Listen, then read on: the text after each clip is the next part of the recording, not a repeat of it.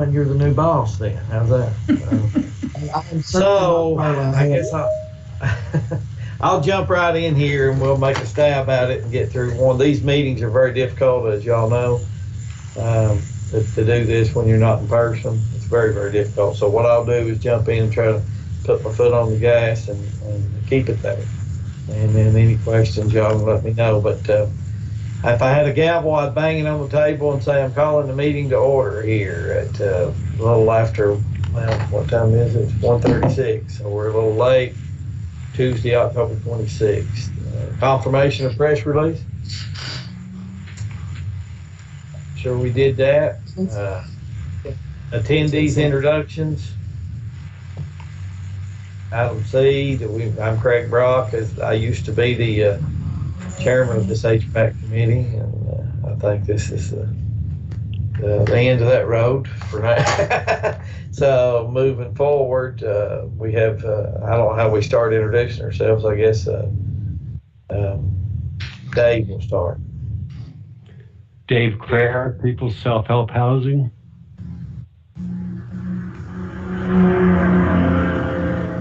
That's a difficult thing to do. I can't tell who all's here, so I don't know if anybody wants to jump in. And so you can't go from left to right, I don't think. Christina Espinosa Bard, the Human Development Institute. David Allgood with the Center for Accessible Living. Ann Anderson, Willie C. Plaza, Louisville Metro Housing. Rob Jones, Audubon Area Community Services. Becky Merrill, Welcome House. Becky Rohrig, River City Housing. Mary Crowley Schmidt, Bluegrass Area Agency on Aging and Independent Living. Craig Potts, Kentucky Heritage Council. Logan Haynes, Kentucky Manufactured Housing Institute. Lona Brewer, Energy and Deborah Nutting from HUD.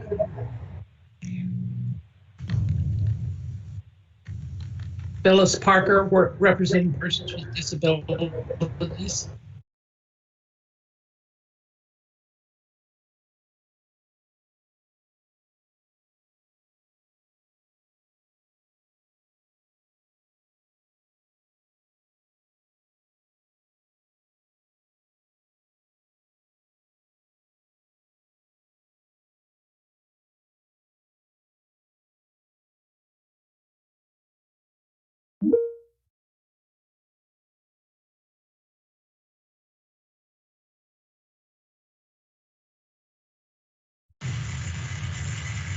If we're ready for the KHC folks, Wendy Smith from Kentucky Housing Corporation. Kelly Reynolds, Kentucky Housing. John Curtis Stauffer, Kentucky Housing. After you, John.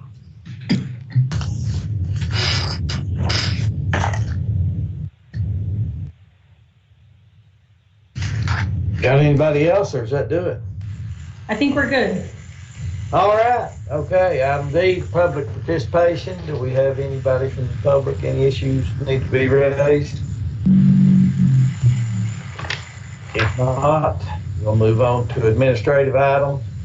Nominating committee report. So this is for the drum roll, please. And who's responsible for that? That would be the nominating committee, Dave Crair, myself, and also Wilma Kelly from Beattyville Housing joined me as the nominating committee. And the October meeting is always the last meeting of the year. And every 2 years we have an election of new officers for chair, vice chair, and secretary. And our job as the nominating committee is to present a slate to the entire group here to get approval for the upcoming officers who will be our officers for the next 2 years, starting in January. And so our nominating committee has asked and gotten approval from each of the nominees. And we have a nominated slate of Bev Merrill as the upcoming chair. and Craig Brock, who's filled in so well for all these dilemmas we've had in the last couple of years, and even had an extra year as chair. We're not letting him go. We're going to have him as a backup to Bev as the vice chair. So we have to call on you again sometime. And then myself as secretary for another term. So Bev Merrill, chair, Craig Brock, vice chair, and Dave Crair, secretary. And if we can get a motion and some approval on that, then these will be our new elected officers starting January meeting. So we have a motion to accept that slate. David Allgood, I'll make the motion. All right, got a second? Phyllis Parker is raising her hand to second it, I think. Yes, Okay. she's nodding. All right then, all those in favor? Aye. Aye. Aye, aye. Any opposed to that slate? Not, ayes have it, and that'll be the upcoming officers for the new year. So, thank you, Dave, for that, and your kind words of me mumbling through and bumbling through as chairman for the last couple of years. So, thanks a lot. So, next up, consideration for approval of Minitel. So y'all got the email, the minutes, or mail, so we got a motion to accept the minutes.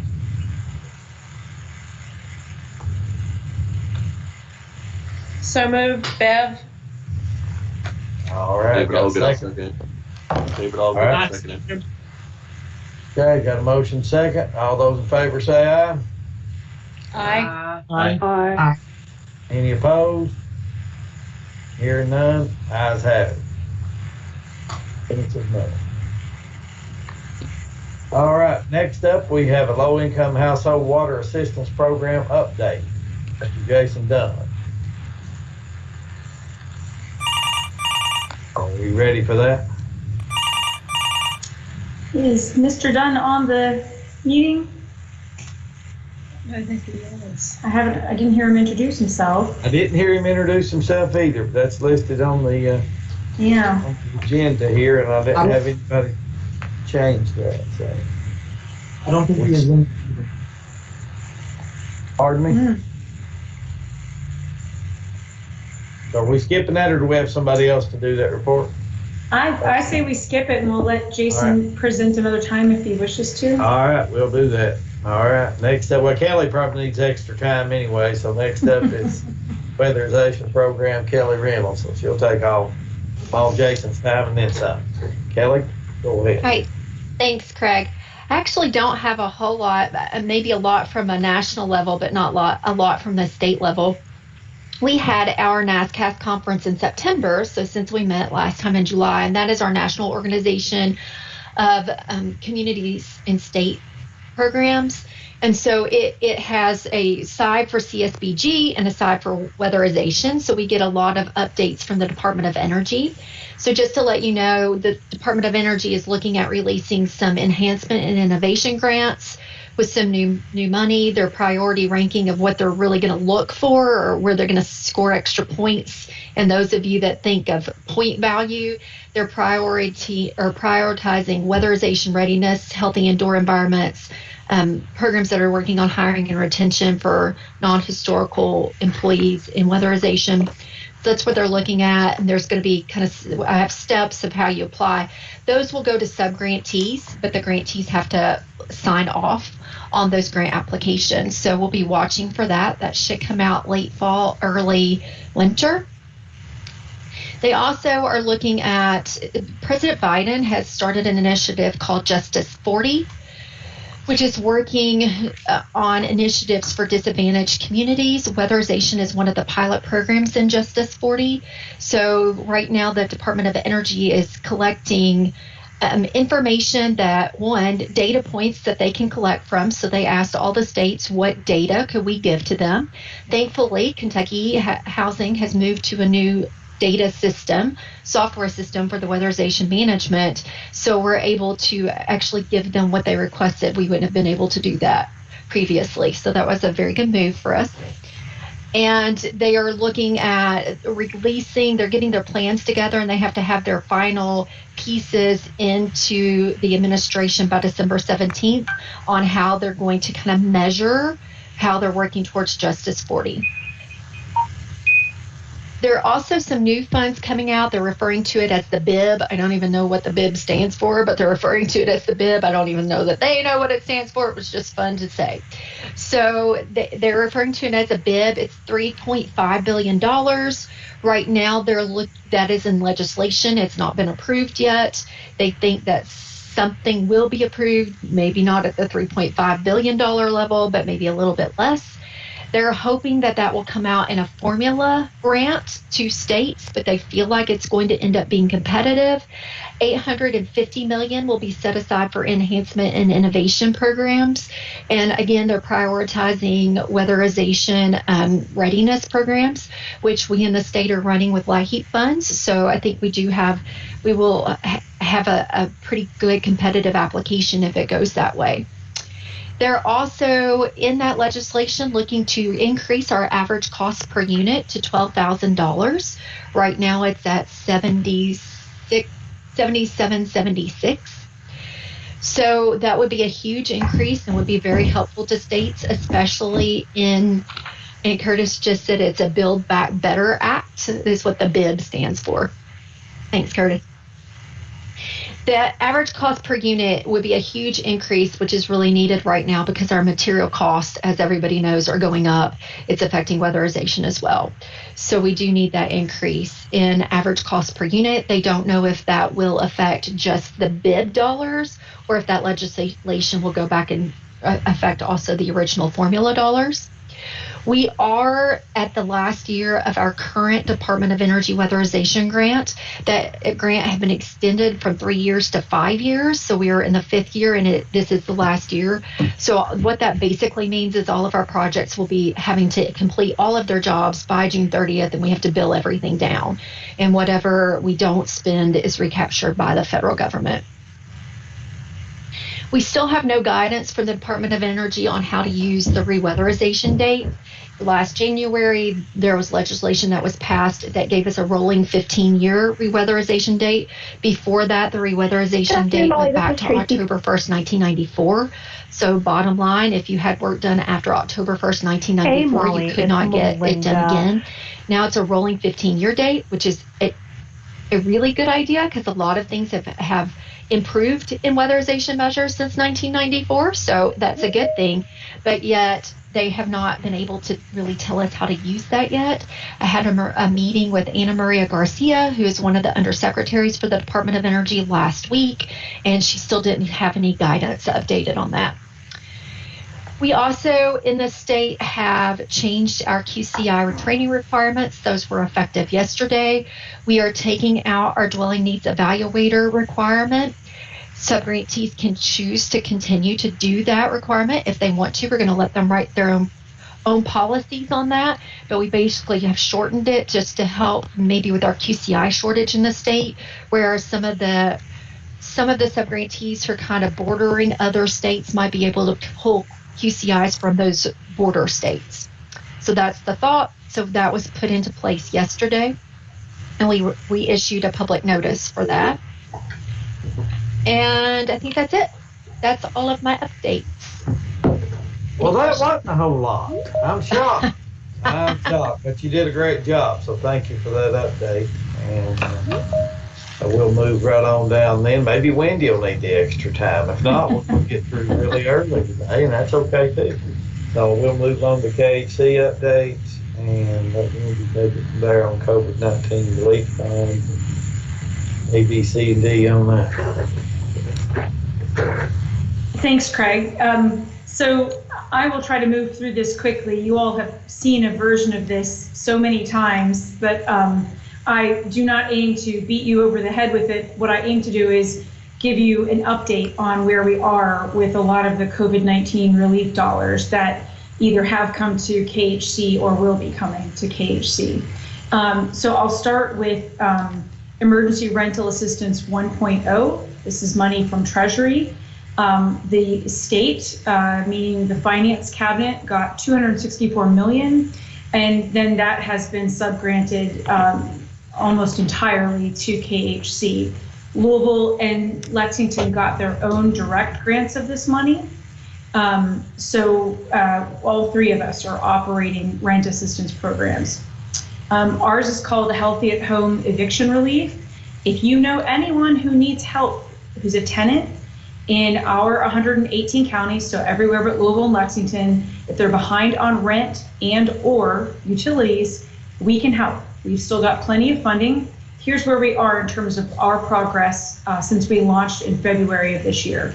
We have gotten $71.6 million in assistance out to, I say to tenants, but really 98 to 99% of the payments go directly to landlords and to utilities. So it really is a program that helps tenants, landlords, and utilities. It benefits quite a few stakeholders, if you will.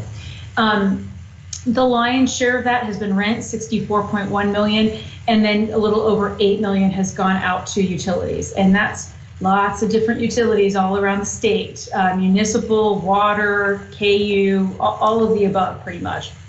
We're even helping some folks with prepaid utilities or bulk fuels where they don't have a late notice, but they can't afford their next fuel tank or order of wood or what have you. We have sent out almost 20,000 individual payments. Because we can help people with multiple utilities and with their rent. Is now exiting. We sometimes have 2 to 4 payments per household, depending on what they're seeking help with. So almost 20,000 individual payments on behalf of a little over 14,100 households. That's a lot. We've never done something like this, not since last fall. That's when we first began this kind of work. The average amount going out per household is just over $5,000. That is just very gradually ticking down because we've helped so many people with their large arrearages. A lot of what's happening now is people are coming in for smaller arrearage amounts. We're just beginning to see some reapplications. Most are still new applications. We have been doing a bunch of marketing over the last month or two. We started in August targeting zip codes where we, based on a bunch of different factors, we think there's a high risk of renters needing help or being at risk. And that has just created a real surge in our new applications. We usually get somewhere between 300 to 600 applications each week, new ones. We've gotten 1,000 on average for the last 3 weeks, new applications. That's good because we have a lot of funding. It also means we've got to make sure we don't get back to the place where we have a backlog, because we finally don't have a backlog. We're processing pretty quickly right now, and we want to keep that going. So in terms of where we are with the grant, so we got $264 million. As I mentioned, we have paid out $71.6 million. We subgranted to Louisville and Lexington a total of $38.7 million to help their local programs keep going. We don't want to operate in their counties, so we just gave them some additional money out of our pot of funds. So far, we've used $4.8 million for admin, and that altogether totals $115 million committed. I've never gotten that much money committed to anything in my entire career, and I've been in this industry for a while. So that's it's a minor bureaucratic miracle. That's what I keep saying. Anyway, nonetheless, we still have $131 million remaining. We do not expect to run out of funds. These funds do expire at the end of September next year, but there's a second tranche of similar funding coming up right behind it. So we expect to operate Healthy at Home Eviction Relief through September of 2025. So please keep that in mind. If you have someone who is behind on rent or utilities, who's a tenant, they need to apply, and they will be able to for a long time. I just thought I would give you a sense of how we've done in terms of productivity each month of getting assistance out. You can see in March it was pretty tiny, and a big jump in April, and we've had some bumps where we get a lot more and then we slide back a little. October, of course, we have one more week. We pay out on Fridays. It's when we send out our direct deposits. And October is already at 15 million. So we're going to have by far our biggest month ever this month. That is in part because we have brought on a vendor just to help process applications alongside our staff, just increasing our horsepower, basically, so that we can get more assistance out the door. Any questions about Healthy at Home eviction relief? I did want to share with you all, we got some data from the courts about evictions. So what you're looking at is a graph of evictions in 2019, that's the blue line. Evictions last year in 2020, that's the orange line. And then evictions so far this year, that's the green line, which isn't complete because the year's not complete. And so the blue line would be what we might say is like a pre-COVID year. The orange line, you can see where there was a moratorium in place that really radically brought evictions down. And then they started to go up because it's not that all evictions stopped last year. It was only evictions for non-payment of rent that were prohibited. So landlords did have other means of evicting. You know, if someone had broken a lease or if the lease had just expired and they didn't want to renew it. So you do see later in 2020 evictions going up, but certainly not back up to 2019 levels. And then this year, the moratorium ended a while back, and we still see that while evictions have climbed a little, which we expected, they are not back up to 2019 levels. That green line is significantly lower. And so, you know, this is a correlation, not a causation, but it would appear that between the moratoria and our assistance and Louisville and Lexington's, because these are statewide numbers, this is having an impact on the volume of evictions. And I'm going to take that pictures. I'm excited about that. This is all evictions, not just for non-payment of rent. Yes, yeah, this is all forcible detainer evictions, yes. Now we can help people, I mean, they have to be behind on rent, but even if their landlord was evicting them for something else in addition to being behind on rent, we can still help them if the landlord will choose not to evict. You know, so we can assist in other eviction cases as well, where non-payment is one issue. Anyway, and then I just wanted to show you all the flyer one more time, because if you know someone who needs help because they're behind on rent or utilities and they're a renter in one of our 118 counties, please share with them that we have funds available and we are moving pretty quickly now, provided we don't get back to having a backlog. And Wendy, if I could add one thing real quick. Yeah. One thing we've been hearing through the rumor mill that's going around, especially in some of the bigger cities, is that these funds are no longer available. If you have anybody talking about that and you hear them say the program has expired, the program is going to run out of money, please tell them to apply and that funding is going to be available until 2025. I had a chance to speak at an event in Henderson the other day, and a lot of folks in the audience, when I remind them about the availability of these funds, said, oh, I thought that program was over. So if you're hearing those rumors, please try to counteract that if you're speaking with folks in your community. Thank you for bringing that up.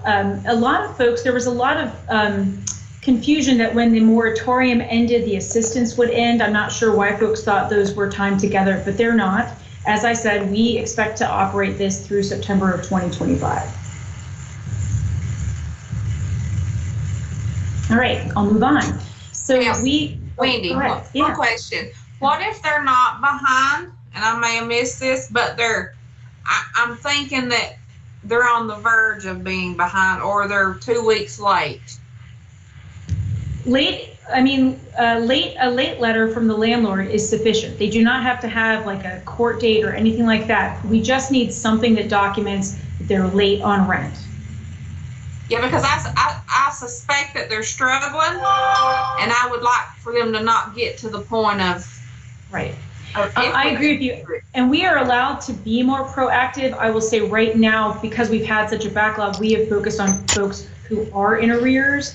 As time goes, we may soften that or alter how we decide to deploy the assistance. But right now, they do have to at least have a late rent letter. Thank you. All right, so we now will move on to the second tranche of emergency rent assistance, ERA 2.0. This is also money from Treasury. The state of Kentucky will be getting a little over $209 million. Louisville and Lexington, again, are each getting small direct grants of this money. So here's kind of what KHC is looking at in terms of deploying this second bucket of ERA. First is we intend to subgrant funds to Louisville and Lexington again, because their share of the funds really doesn't match their share of state population. So we're holding some for them. We'd like to continue and expand the emergency rental assistance programs that we have stood up or are about to stand up. And I'll give you a couple of examples. So we're going to keep Healthy at Home eviction relief going. We are about to begin an eviction diversion program where in the busiest eviction court dockets, we're going to have staff hanging out in the courtroom, hopefully, with the permission of the judge, kind of soliciting the landlord and the tenant to say, hey, if we can go talk in a side room, we might be able to take care of this if payment of rent is the issue, and get them caught up. That is still under development. We have an eviction diversion program manager who will start in November. So we're just getting that going. What we've got that's really, I think, ahead of a lot of states is that we are getting data from the Administrative Office of the Courts on evictions through a data import into our application system every day. So we can flag existing applications that have a court date, but also we can reach out to folks who have a court date to try to reach out to them or their landlord. We are mailing a letter to landlords and tenants pretty much every business day to let them know about the program if they have a court proceeding scheduled. We're also going to hire some folks that we're calling housing connectors to help connect people to Healthy at Home and to some of our other ARPA programs. I'll talk a little more about that later. Okay, then there's still plenty of money left, even after we pay for KHC to do a lot of stuff. So we're going to subgrant some ERA2 to our homelessness partners. Basically, we got a 900% increase in emergency solutions grant funding for our homelessness providers through the CARES Act. That funding sunsets next September. And so we would like ERA to pick up where that leaves off, because for most of the eligible activities, you can use ERA2 for a lot of ESG activities. Did somebody want to say something? We also are looking to launch a program to help tenants that are trying to lease up in a public housing or Section 8 unit with their upfront lease-up costs. Those programs do not help tenants with their security deposit, utility deposit, a little bit of moving costs, that kind of stuff. So we're going to try to fill in that gap to get those units leased up faster. We are going to do a grant to the 4 legal aid entities and the Kentucky Equal Justice Center to provide legal services kind of on demand for tenants across the state, so they can get legal advice, basically so that there are more people at the legal aid entities available for tenants to talk to, and in some cases to get representation in court, and to connect with Healthy at Home eviction relief. And then we've begun a bunch of conversations with the Cabinet for Health and Family Services and some of their partners to talk about matching our dollars with services. Here's one example. We've been talking with DCBS about youth aging out of foster care, because we have some vouchers for them, but they're all used. We don't have any more Section 8 vouchers for youth aging out. So we could use ERA to help every youth for the next 4 years that is aging out of foster care with 18 months of rent and utility assistance to get them stabilized. And but we need services. We need someone to provide services next to that. And what I would like, my dream is that we still make that youth pay rent, but we stick that in an escrow that's there when our ERA ends. So they've got a little bit of a buffer of some money. Kind of like the Family Self-Sufficiency Program, if any of you are familiar with that. Anyway, that's just an example. We really do need to flesh out more with the Cabinet and some of the Cabinet's partners. We could serve folks exiting recovery housing folks in the Olmsted population. We're trying to map out like what makes the most sense, and we're starting first with the youth aging out of foster care. We don't have these funds yet. We are negotiating an MOA with the Finance Cabinet. We're working on hiring staff and building a lot of infrastructure around program management and administration.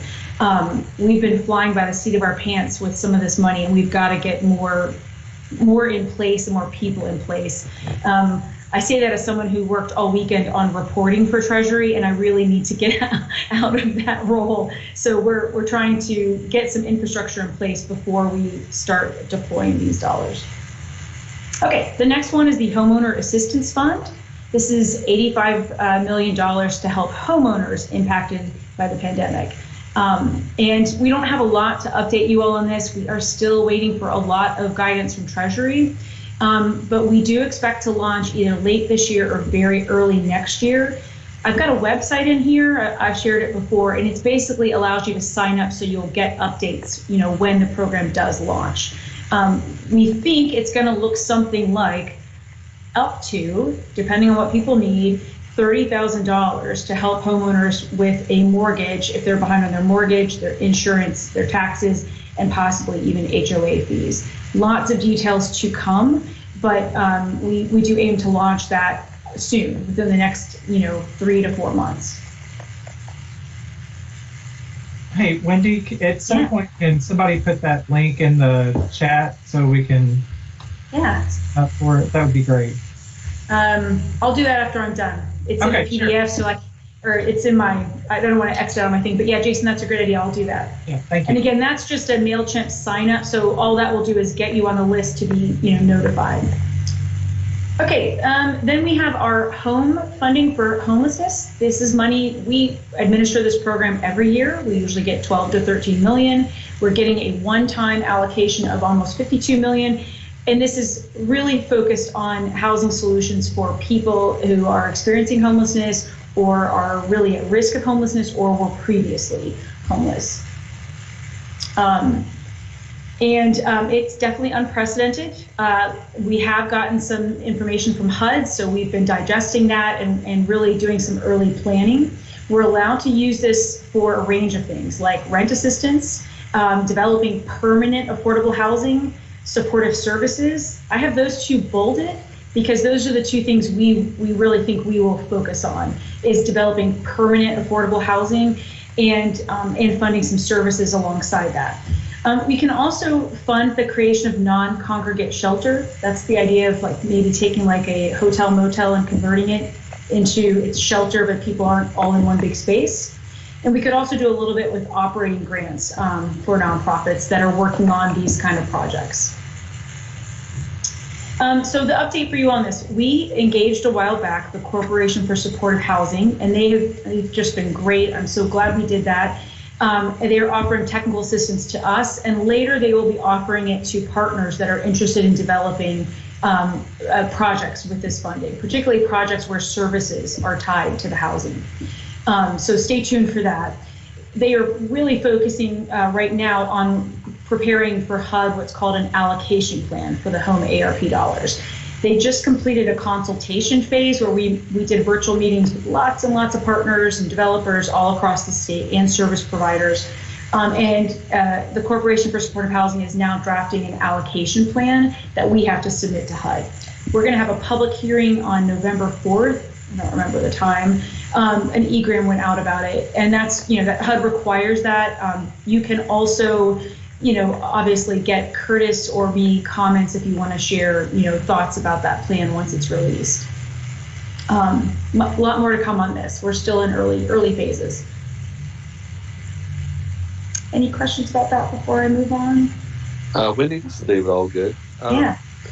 Could it be, would it be helpful, I think, for people with disabilities, maybe if you went above and beyond the 5%, or the 20% HUD for accessible units, if you're going to do like I say, a renovation of an existing hotel or something, if you try to make all first floor units as visitable or universal design as possible, to keep all those universal design aspects in mind when you're talking about all these opportunities for housing to come up. Because like I say, the number one call at our at the Center for Accessible Living is about affordable, accessible housing. It's just non-existent, unfortunately. So any way that you all could increase the number of accessible units would be greatly appreciated across the state.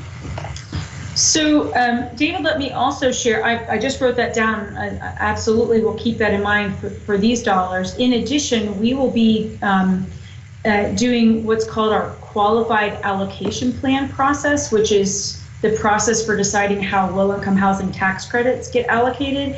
And that really does generate the lion's share of affordable units created by KHC investment. I would definitely encourage you to also, not instead of this, but also offer that maybe even in a formal, letter or something, or in one of the developer forums that we have to reiterate that you would love to see that as a policy goal. Yeah. And if you want to email me about that, I'll get you more on that. I would be most appreciative. Thanks. Okay. Yeah. Hey, this is Logan Haynes with the Kentucky Manufactured Housing Institute. Obviously, we would appreciate taking part in that conversation as well.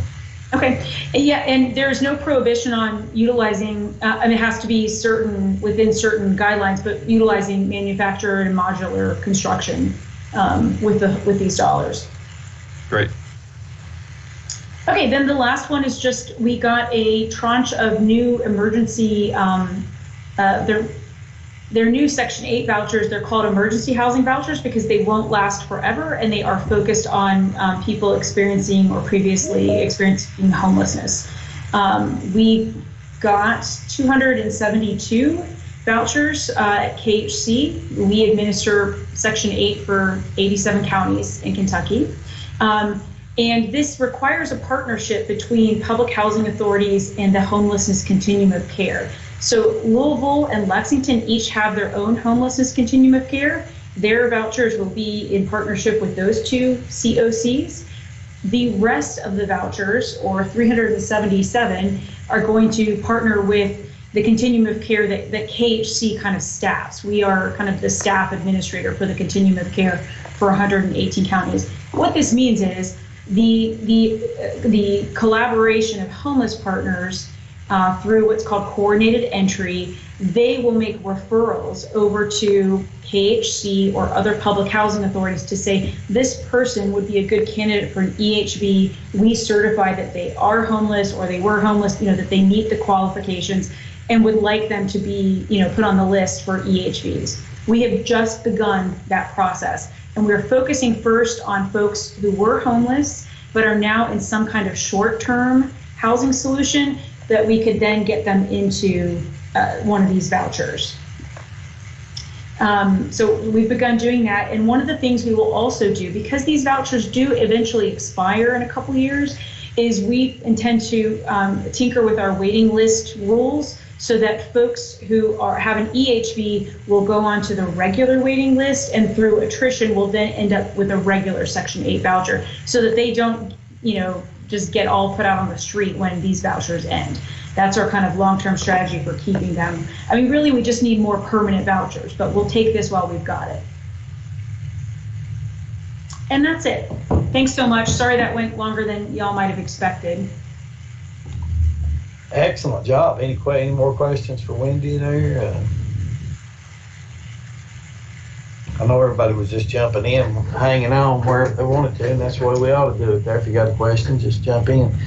But yeah. Hey, Craig, I think Jason Dunn has joined. Well, Jason has joined us, yes. And we could let him give us the update on the weatherization program. Wendy, could I ask one question about the homeowner assistance? Yeah. I probably just haven't paid attention enough in the past, but it seems kind of crazy that we're at October 2021 and it hasn't even been approved at the federal level. The money has been approved, and we actually have 10% of the money in our coffers. Here's the deal. How do I explain this without getting too wonky on you all? Well, you're a policy advisory committee. You should love this wonky stuff. So during the pandemic, there were lots of federal rules that came down that said most lenders had to offer some kind of forbearance to a homeowner that was behind, right? A lot of that is sunsetting between now and the end of this year. Part of what HUD and FH, it's not FHA, it's the agency that's over FHA, and Treasury are trying to figure out is how are we going to handle if someone was in forbearance and they have a forbearance agreement, which might have said, we'll just add a couple years to the end of your loan. Well, really, that person probably would like some assistance instead of having to pay longer. So there's a lot of that kind of stuff that has to get figured out. The other thing is thank goodness, since the 08 recession and mortgage crisis, it's a lot harder to foreclose on a house. It doesn't happen as rapidly. It certainly doesn't happen as fast as someone gets evicted. And because there were a lot of protections put in place, it doesn't happen as fast as in the last recession. So there's not the same urgency. Now, tell that to a homeowner who's worried. I'm sure they feel a sense of urgency. But in terms of the policymakers, I think that's part of why. And I will say some of the same Treasury staff are working on emergency rent assistance and this program. I don't know how that's possible. So I think it's just not the focus. Okay, thank you. Let me say I always feel more of a sense of urgency, it seems, than some of our lawmakers do. But that's the way it goes. Well, if there's any more questions for Wendy, then shoot. If not, then I guess if Jason Dunn has joined us and is prepared to go over the low-income household water assistance program, then go ahead at your leisure there. Alrighty. The one thing I didn't have on my talking points was the level of funding that Kentucky received for the low-income household water and wastewater assistance program. So I've sent a Teams message to my folks, and I will update that as soon as I get the answer. I should probably know off the top of my head, but I don't.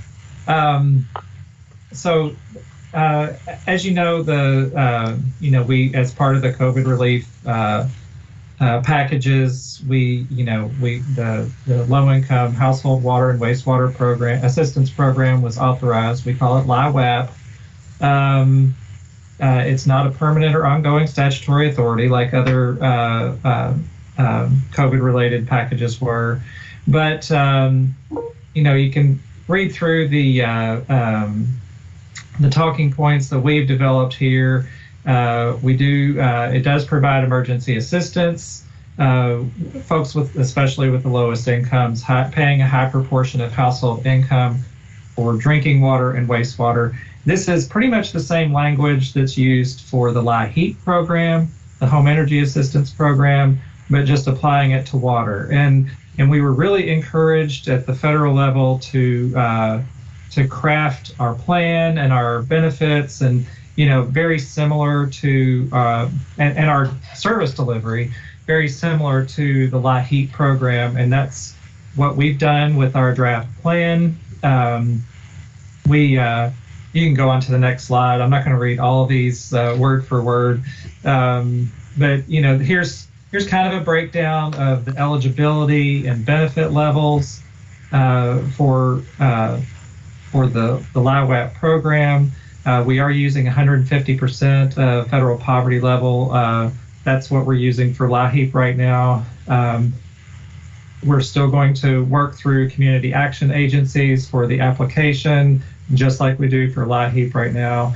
And a lot of those same rules still apply. They have to be responsible for paying the bill, or it can be part of a person's rent if that's included in their rent. So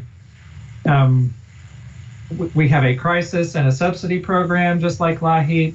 We're going with a maximum of $400 for the crisis program, for the subsidy program, and a maximum of $800 for the crisis program. We can combine those. It's not one or the other. So, we've heard stories as we've been engaging partners across the state, and, we've heard of stories where folks have past due bills, especially water and sewer combined, that that are up to that amount and sometimes even over that amount. But this should be able to address the majority of households that have an issue. We have until, here's a table, nice pretty table with our benefit levels here. We can include arrearages and reconnection fees, but only standard fees consistent with that. One thing the program can't pay for, and there's a state law that says that now, is any late fees. A water company can't charge the late fees, and we won't be paying any late fees with this funding. We want it to go directly to actual water and sewer services. Want to have the next slide? That's that provision right there in KRS 278. Should be a dot instead of a comma, but there's our typos for you about late fees. Now, let's see. I know there was something about the plumbing repairs. I'm getting all kinds of messages on my other screen, and I'm trying to ignore them. We can't use SLIWAP for plumbing repairs, and that's one of the questions that's come up about plumbing repairs. I'm sorry. We can use other sources. The Community Services Block Grant, CARES funds can be used for that. These are also administered by the community action agencies. So if their person is applying, they have an issue that can't be paid for through that, it could be paid for through the CSBG CARES funding. And we can't help folks with private wells and septic systems. Those aren't allowable expenditures under this program. Okay, next slide. Or is that my last slide?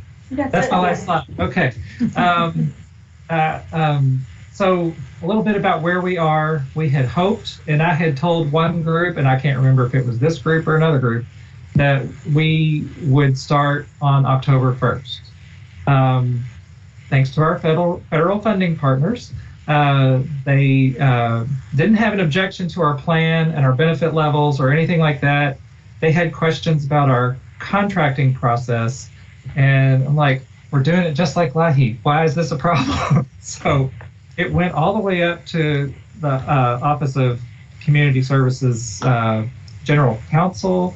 They finally agreed with us that yes, we can do just like we've always done. So we made very minor changes and resubmitted the plan on October 18th. This has taken way too long.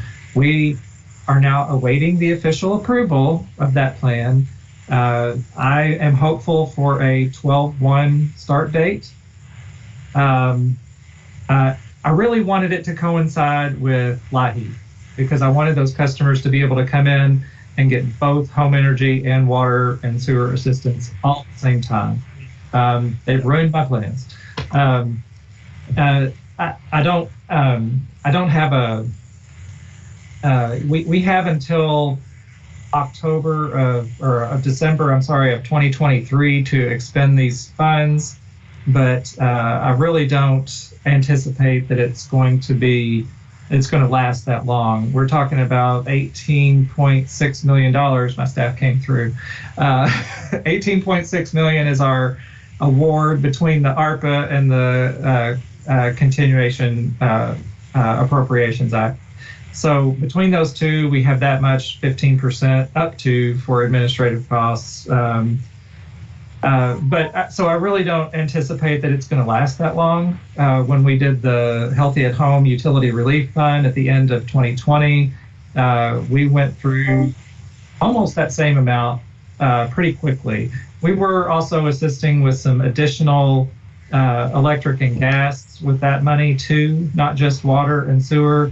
But it went pretty quickly, and I anticipate this will go pretty quickly too. So we tried to balance extending it for as many people as possible, but also making the benefit a significant amount that would alleviate the issue in that household. So That's about all I have. I did have a link somewhere, and it wasn't the correct link. So I'm going to put the right link in here so you can look at our draft plan that was resubmitted on the 18th. If you looked at the plan before the 18th, it will not look significantly different. I dare you to find the difference between the two. You probably won't find it. It's that minute. So you can look through that, but really, we'll just have to keep everybody updated on the progress. We are at the mercy of our federal funding agency at this point for approval of the plan. Otherwise, we're ready to roll. So that's it. Let me know if y'all have any questions or anything. So I just want to note that because of this tidal wave of COVID-19 dollars, Jason's program and our program are kind of in competition in a way. So I'm going to make a plug for my program. I would, if you are being strategic in the folks that you work with, you might think about, especially homeowners. Our homeowner program will not help you with utilities, right? But Jason's can. I'm correct about that, right, Jason? So right. And I don't see it as competition, kind of, sort of. No, I do see it as a way to not have a wrong door for families. And to not give folks the runaround, so they don't have to go to you and they'll go to the community action agency and vice versa. So, I mean, and really, yes, and we don't offer, you can't come in and sit down with us and have us help you fill out your application. So if people need more intensive one-on-one, I think a community action agency may be the better bet. I simply want to make it clear, Healthy at Home has a ton of money and we can help. We do not have a dollar amount limit on how much we can help with rent or utilities.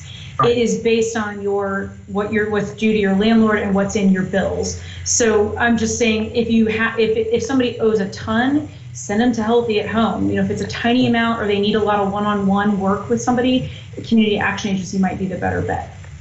Right.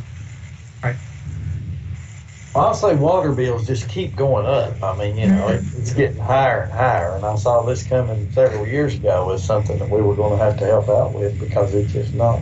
Used to, your water bill wasn't no big deal, but now if you've got several people taking 3-hour baths in the house, you could be having to take out another mortgage on the place to pay for it. So, if you've got teenagers. Yes, absolutely. And they're going to use hot water that's going to drive your home energy bills up too. And I totally agree with that. I think that, this water assistance and several other changes we've made to our programs are common sense. They're not just things that were, these were things that were kind of a problem before COVID, right? And this really exacerbated it and made it apparent to everybody. But I hope some of these common sense things find a way to stick around after COVID's done. I'm not going to hold my breath, but I really hope that happens. So. I have figured out, let me say, that if you turn off the hot water there, with teenagers, they get out of the shower a lot faster. So there you go. It works out. Turn the thermostat down. Yeah. It's passing that along. So, any other questions for those good services being provided there?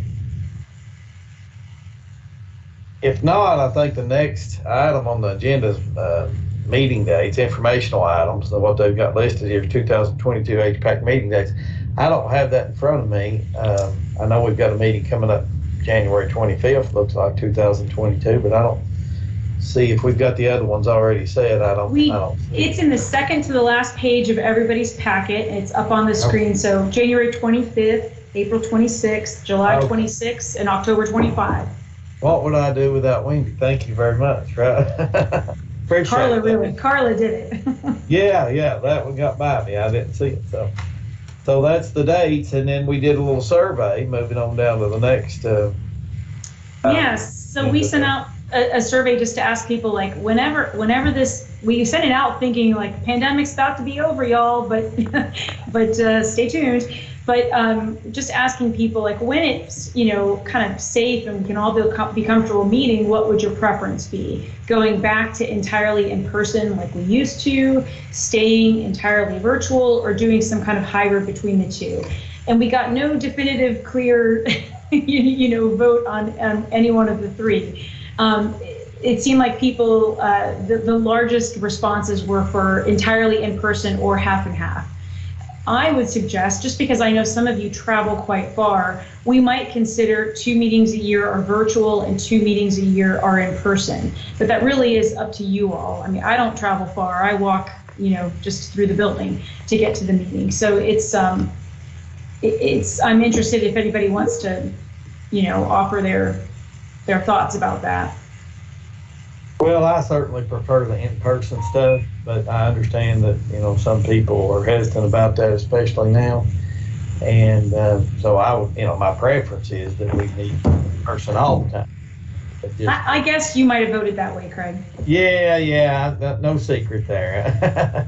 But, I definitely don't want to do entirely virtually. I think you lose a lot, even though you all have done an outstanding job with your presentations. I still think you lose some communication and when you're holding these virtual meetings. And I know everybody's getting better at it, and everybody's been doing it now for quite a while, but we've seen a high, like at the Community Action Agency board meetings, we see a higher participation from the folks that are actually sitting there in the chairs than we do from the folks when we do the hybrid meetings. We see higher participation from folks who are actually there than the ones who are not. So, and I've seen that in other things as well. So my 2 cents, is for the entirely person. But I guess, we're probably going to really have to wait and see how things go and what people feel comfortable with. Yeah, we thought this was going to be a decision we had to make really soon, but it looks like it's going to be a minute. Yeah. So anyway, that's I guess for what it's worth, we see how everybody voted, and then we can take that up before the next meeting or whatever. Sounds good. Yeah, I suppose is what we better do. And if you have any topics, suggestion there for Harlan for the next meeting, please get with her on that. I would just like to say thanks to Bev and congratulations to her for taking the chairman role there, and everybody else that's on the slate of officers for agreeing to serve. Appreciate that. Appreciate everybody's participation here today. So I don't have anything else, but if I'm missing something or if I skipped over anything or if there's anything anybody wants to say, have at it. Craig, I just want to say thank you. I think you are a very good master of ceremonies. You keep the meeting flowing, but you're generous in welcoming people to contribute, and we just appreciate your service to HPAC over the last couple of years. Well, thank you very much for those kind words. I'm just kind of, stumbling through it, but I appreciate you making me feel like I've done something good anyway. And I know Beth will do an even better job than I was able to do. We appreciate her taking it home.